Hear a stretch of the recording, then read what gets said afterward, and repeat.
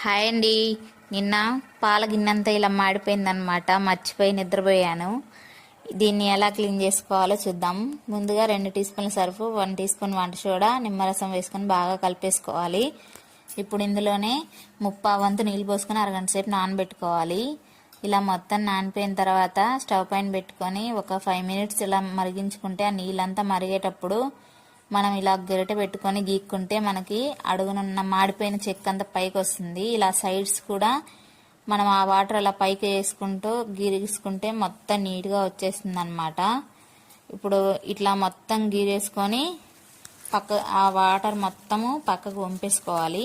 ఇలా వంపేసుకున్న తర్వాత ఇలా ఉంటుంది. మన దగ్గర ఉన్న ఏదన్నా సోప్ తీసుకొని స్టీల్ స్క్రబ్బర్తో ఇలా నీట్గా వాష్ చేసుకొని వాటర్తో కడిగేసుకోవడమే, అంతే అండి. చాలా బాగా వస్తుంది. ఒకసారి ఈ టిప్ నచ్చితే ట్రై చేయండి మీరు కూడా. Okay, bye bye.